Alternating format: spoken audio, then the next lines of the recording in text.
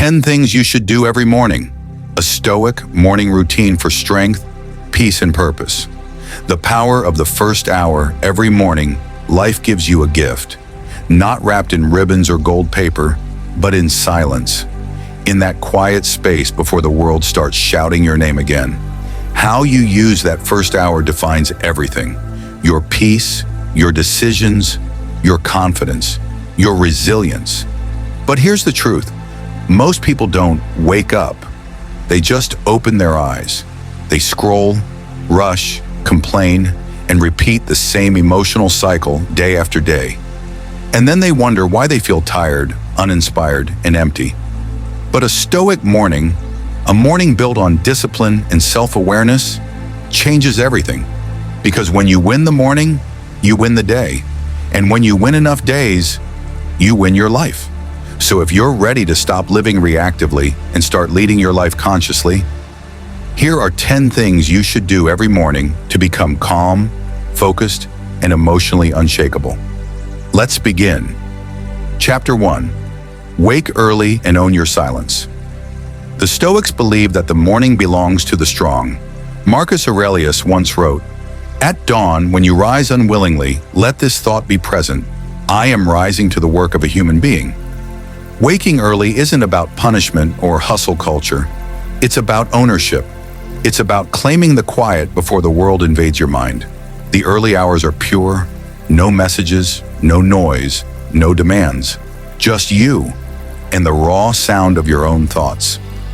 Here's what happens when you start your day early. You move slower, but with purpose. You think clearly because the world hasn't told you what to think yet. You create space to choose your emotions before life throws them at you. And if you're thinking, "I'm not a morning person," remember this. No one is born a morning person. You become one by realizing that your peace matters more than your pillow. Start small. Wake 15 minutes earlier than usual. Don't reach for your phone. Don't check messages. Just sit. Listen to the silence. Feel your breath. That quiet is sacred. Protect it, because in that silence, your strength is reborn. Chapter 2. Begin with stillness, not scrolling. The moment you open your eyes, your mind is like still water. But the second you grab your phone, that water turns into a storm. Notifications, opinions, chaos. And yet, you can choose a different path.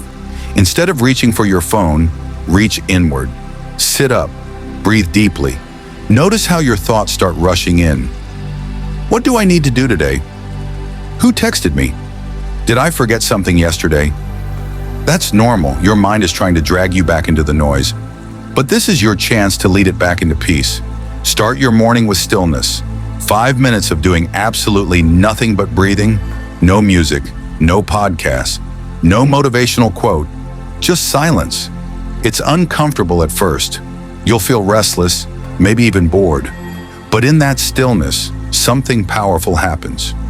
You remember that you are not your thoughts. Thoughts come and go, but you remain. You're the observer, the witness, the calm behind the chaos. Stillness gives you clarity, and clarity gives you control. So instead of chasing peace all day, start with it. Because when your mind wakes up in peace, the world can't steal it from you. Chapter 3. Journal your gratitude. Most people wake up thinking about what's missing in their lives, the bills, the deadlines, the mistakes, the people who disappointed them. No wonder they carry anxiety like a shadow. But here's the truth. You can't be anxious and grateful at the same time. The mind can't hold both frequencies. So gratitude becomes your morning armor.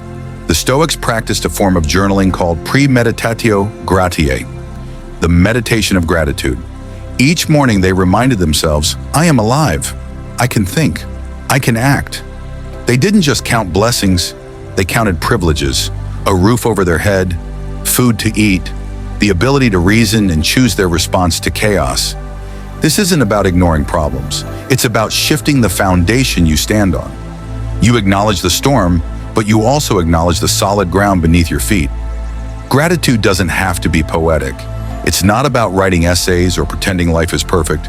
It's about grounding yourself in the small, real things that still work. How to start your gratitude journal is not a performance. It's a private conversation with reality. It should take less than 60 seconds. Start with 3 lines. 1. I'm grateful I woke up. The gift of existence. 2. I'm grateful I have another chance to try. The gift of opportunity. 3. I'm grateful I'm not who I was yesterday. The gift of progress. Some mornings you can add simple sensory things. The taste of coffee, the warmth of a blanket, the silence of the morning. Other mornings, that initial list of 3 is all you'll manage. The rewiring effect. Because over time, gratitude rewires your brain. It's like strength training for your focus. You stop seeing life as a punishment and start seeing it as preparation. You stop fixating on what you lack and start noticing what you have. This isn't about being passive, it's about power. When you notice what you have, your health, your mind, your resolve, you understand the resources you possess for the battle ahead. And that shift is everything. When you make gratitude your first emotion of the day, you stop waiting for happiness to find you, because you've already chosen it. You take back control of your mood before the world even has a chance to steal it. Chapter 4. Review your purpose. Now that your mind is calm and grounded, it's time to set your compass. Ask yourself, why am I doing what I'm doing? We live in a world that's busy, but not purposeful. We wake up and run, but most people don't even know where they're going. Every morning you need a reason, something bigger than the routine. Because when you forget your why, life starts to feel heavy. Marcus Aurelius said, "People who labor all their lives but have no purpose to direct every thought and impulse are wasting their time, even when hard at work." So here's what you do. Every morning, write down your purpose statement. It doesn't need to be perfect or profound. Just write what matters today. Maybe it's, I will work with integrity. I will be patient and calm with people. I will not let anger control my words. Your purpose isn't fixed. It's fluid.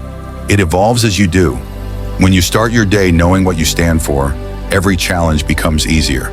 Because purpose makes you powerful. It gives pain a reason to exist. Without purpose, even small obstacles feel unbearable. With purpose, even big challenges become meaningful. So before you touch the world, remind yourself why you're here. Anchor yourself in meaning and watch how your day changes. Chapter 5. Move your body the Stoic way. The body is the servant of the mind, but too often we let that servant grow weak. The Stoics believed that philosophy was not just something you thought, it was something you lived.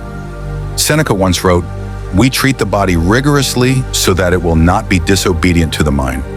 You don't need a fancy gym or equipment, you just need to move, a short walk, stretching in silence, push-ups, squats, breathing, anything that reminds your body that you are alive. When you move your body first thing in the morning, you don't just build strength, you clear the fog in your head. Your blood flows, your breathing deepens, your focus sharpens. Modern science calls it endorphins. Stoics called it alignment. Because a strong mind can't live in a weak body. Train your body not for vanity, but for virtue. Train because you respect the temple you live in. Every push-up is an act of gratitude for the ability to move. Every deep breath is a reminder that you still have time. When you discipline your body, your emotions follow.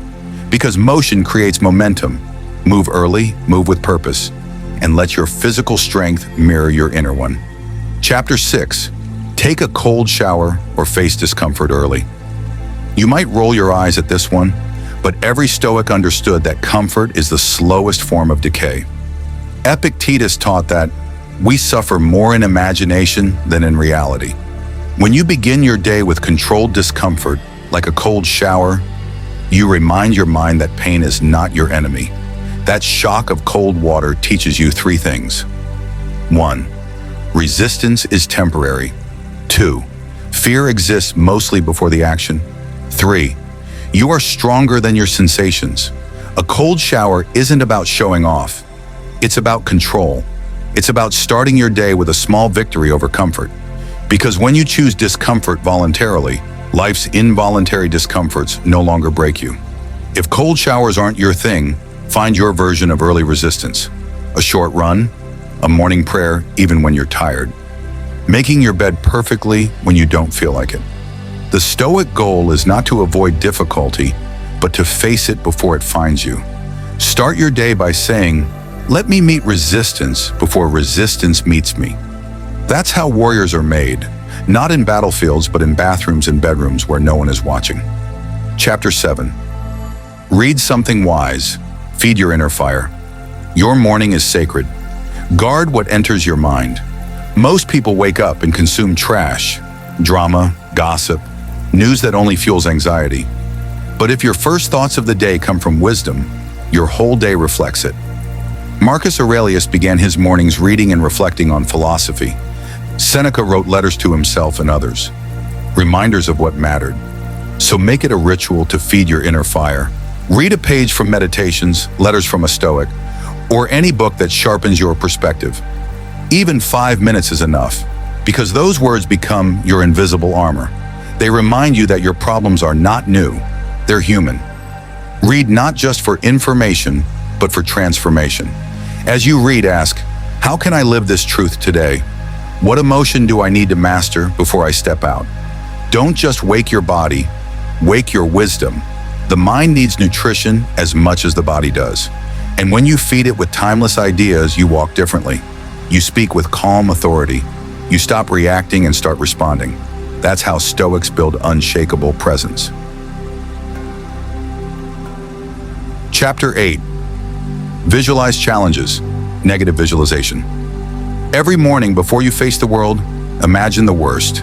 Yes, the worst. Imagine traffic. Imagine someone testing your patience. Imagine plans falling apart. Then say quietly, I am ready. This is the Stoic practice of premeditatio malorum, the premeditation of evils. Marcus Aurelius began his day reminding himself that he would meet ungrateful, jealous, arrogant people. Not to become cynical, but prepared, because when you expect the unexpected, nothing surprises you. Visualization transforms chaos into calm. Instead of asking, why is this happening to me? You start asking, how can I stay unshaken while it happens? So before you step out, close your eyes for 60 seconds. See yourself responding with grace to life's interruptions. See yourself calm while others panic. See yourself patient when provoked. Then open your eyes and carry that composure with you. The goal is not to attract problems. It's to be the kind of person who can handle them. Chapter 9. Speak affirmations with Stoic power. Affirmations don't have to sound like wishful thinking. They can be declarations of truth. Stoic affirmations are different. They aren't about pretending life is easy. They're about reminding yourself that you're capable. Try saying this out loud every morning. I will not waste this day. I control my response, not the outcome. No insult can harm me unless I let it. Everything I need I already have within me. Say them with calm conviction, not ego. Words are spells, and every morning you are casting them over your reality. Affirmations train your inner dialogue. They turn self-doubt into self-trust. And when your inner voice becomes stronger than the noise outside, you walk through the day with quiet power. Because confidence isn't loud, it's steady. And Stoic affirmations help you build that steadiness every morning. Chapter 10. Plan your day like a warrior, live it like a sage. The final step of your Stoic morning is simple: prepare. Don't just react to life, design it. Take a few minutes to write your plan for the day. Not a to-do list filled with noise, but a purpose list. Ask, what truly matters today? What's one thing I must do that aligns with my values? Then visualize your day like a warrior preparing for battle, with focus and discipline. Because order in your morning creates freedom in your day. But here's the Stoic twist: once you've planned it, let go. You can't control every event. You can only control your conduct. So you plan with structure, but live with flow. Like a warrior ready for anything, and a sage content with whatever comes. When the day ends, return to gratitude. Review your actions, not with judgment, but curiosity. What did I do well? Where did I react emotionally? How can I improve tomorrow? This reflection closes the loop, turning your morning routine into a full circle of awareness. That's how Stoics grow. Not by chasing perfection, but by practicing presence. Conclusion: master the morning, master your life. In the end, your morning isn't just a routine. It's a declaration of who you are becoming. Every morning, you have two choices: to wake up as your old self, or rise as the person you promise to be. Wake early. Sit in stillness. Be grateful. Remember your purpose. Move your body. Face discomfort. Feed your mind. Visualize challenges.